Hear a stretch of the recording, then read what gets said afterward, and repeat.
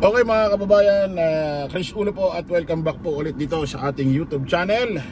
Okay mga kababayan, pag-usapan ho natin itong si CIDG Director General Torre na kung saan ay mukhang may lalambatin, mukhang may aarestohin na naman or mukhang may hahagilapin na naman or may hahuntingin na naman. Kung sakasakali lang naman magtatago, kung sakasakali lang naman hindi magpapakita, or ano kaya ang desisyon ng korte dito mga kababayan. Kasi eto mga kababayan, may breaking news na kung saan etong si itong si Senador Jinggoy Estrada ay may ibinabahong hatol sa kanya ho ang korte mga kababayan. Pakinggan ho natin ito ha.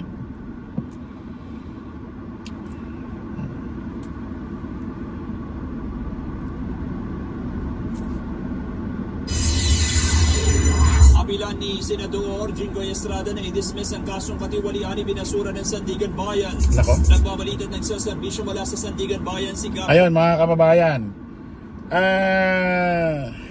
umapila ho kasi sa Korte Suprema eto hong si Senador Jinggoy Estrada na i-dismiss, ibasura yung kaso niya hong katiwalian. O ano ba ito? Graft and corruption?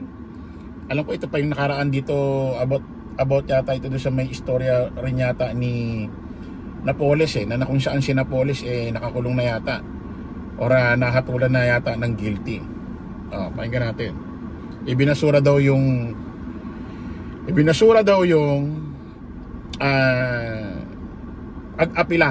pag-apila ni Senador Jinggoy Estrada.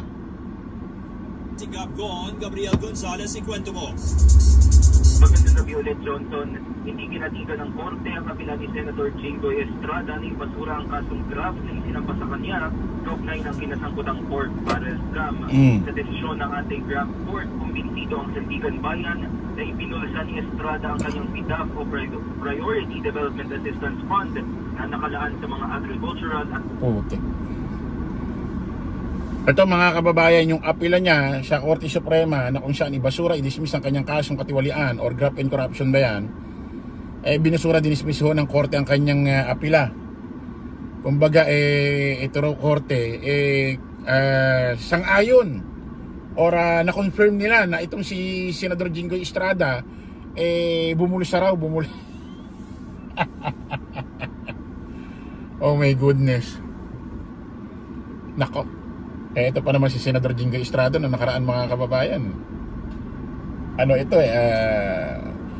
nung unang pa-hearing ho ni Amy Marcos, nakamukha ho ni Francis Leo Marcos, nagsalita ho ito si Senador Jinggoy Estrada via Zoom. Umaapila siya. Bakit daw kasi ito si General Torre nakapagsalita doon mismo doon sa senaryo, doon sa kumusyon nung inaaresto niya si Digong sa kasong crimes against humanity kasama nila ang Interpol. Nagsalita ito si General Torre, nakakalad ka rin ko yan. Hindi naman pala si Digong yung sinasabihan. Itong si dating sekretary niya, Attorney Salvador Medialdea, kasi ayaw ibigay si Digong. Nagkakaroon na ng pumapasok na yung kasong obstruction of justice. Yun naman palang sinasabihan. Ito si Jinggoy nasaktan, na-hurt kasi naaalala niya raw yung mga panahon niya. Oo, naaalala niya raw yung mga panahon niya na kung saan kinaladkad din yata sila. Ewan ko kung natuloy yung pangangaladkad sa kanya. Ito naman si General Torre, hindi naman wala namang ginawang pangangaladkad, puro pambablap lang puro pananakot lang para sumunod. Kakalad ka rin ko yan, wala naman nangyaring kaladkad. Actually minura nga siya ni Kitty Duterte ng PI mismo, ang lutong, habang binibidyo pa nga ni Kitty Duterte. Kumbaga inaano ni Kitty Duterte pati nung nanay niya si pangalan nito, yung nanay ni Kitty Duterte. Kumbaga parang pinoprovoke nila parang pinoprovoke nila na itong Philippine National Police, especially ito si General Torre noong mga panahon na yon, saktan sila o bastusin. Hindi naman nagpadala sa emosyon ito si General Torre. Ang gusto lang naman niya, madakip lang maaresto niya lang naman si Digong, tapos na ang istorya. Di ba? Actually, yung nanay pa nga ni Kitty Duterte, ang nanakit pa doon sa babaeng Philippine PNP personnel na pulis din na babae na kung saan pinukpok niya ng cellphone yung noo. Talagang laki ng bukol dito. Hindi na nga siya dinimanda. Kung tutuusin, pwede siyang kasuhan ng pulis ng direct assault. Pati itong si Kitty Duterte, pwedeng kasuhan din ni General Torre kasi minura niya mismo ng PI. Ang luwag pa nga ng Philippine National Police noong mga panahon na paano kung isipin niyo na lang kung nangyari yun sa panahon ni Digong. War on drugs, extrajudicial killing. Puro pambablab lang ginawa ni General Torre. Ito si Jinggoy, yung maapila. Masaktan daw siya, na-hurt daw yung kalooban niya kasi naalala niya yung mga panahon niya. Kumbaga nade-deja vu siya. Kumbaga nung nakikita niya yung senaryo na yun, pang naano siya, grabe, naalala ko yung mga nangyari sa akin. Eto, nako, Jinggoy Estrada, sir, senador. Binasura, dinismiss yung gusto mong apela na kung saan umapila ka na kung saan ibasura yung kaso mo sa korte ng kasong katiwalian or graft and corruption. Dinismiss, binasura yung apela mo, winalang kwenta. Kumbinsado ang korte na nambul sa karaw. Nako. Pakinggan natin ulit. Ganun ang pagkakasabi, ang ganda ng pagkakakwento Kabila ni Senador Jinggoy Estrada na i-dismiss ang kasong katiwalian ni binasura ng Sandigan Bayan. Nagbabalitan nagsaserbisyo mula sa Sandigan Bayan si Gabgon, Gabriel Gonzalez, ikwento mo. Magandang gabi ulit, Johnson. Hindi kinatigan ng korte ang kabila ni Senator Jinggoy Estrada na ibasura ang kasong graft na isinampa sa kanya kaugnay ng kinasangkutang court barrel scam. Sa desisyon ng anti-graft court, kumbinsido ang Sandigan Bayan na ibinulsa ni Estrada ang kanyang PDAP o Priority Development Assistance Fund. Puti ko, sakit painggan no? Kumbinsado ang korte na binulsa mo ang iyong PDAP. Oh my goodness! Ano kaya mangyayari na ito? Na nakalaan sa mga agricultural at livelihood programs. Base sa testimony ng mga testigo, kumbinsido rin ang korte na nakatanggap ng kickback ang senador mula kay Janet Lim Napoles.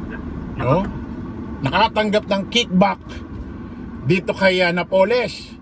Bukod sa kumbinsido daw ang korte na itong si Senador Jinggoy Estrada binulsa or nakabulsa ng PDAP, kumbinsido raw din ng korte na kung saan nakakuha ng kickback ito kay Janet Napoles.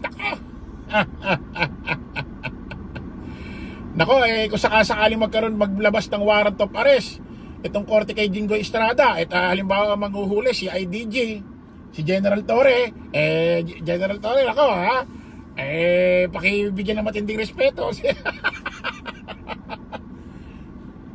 Pakibigyan ng matinding respeto si Senador Jinggoy Estrada, ay baka kalad ka rin.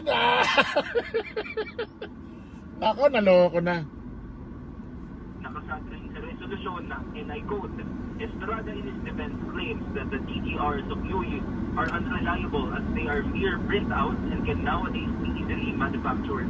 The court is not convinced. Inihain ang kasong graft laban kay Estrada matapos makatanggap na 183 million pesos na kickback mula sa mga peking proyekto at pakikipagsapwatan kay Napoles. Kaservisyo mo sa Sandigan Bayan. 183 million, tas mga peking proyekto raw, Senador Jinggoy. Nako, Senador, ano kaya mangyayari dito? Magkakalabasan ba ng warrant of arrest sa mga susunod na oras, araw? Manghuhuli kaya si General Torre? For your info lang Senador Jinggoy kaya lang nasabi ni General Torre, malamang nakakalad ka rin ko yan, Secretary Salvador Miguel Dia, para ibigay nyo na si Digong kasi tumatagal. Hindi naman po pwedeng hanggang gusto umupo ni Digong doon. Ang PNP lagi na lang nakatanghod doon na kung kailan tatayo si Digong. Diba? Kahit pa paano, syempre naman eh, di ba may konting salita man lang na bibitawan na kahit pa paano, di ba? Oh. So, ano to?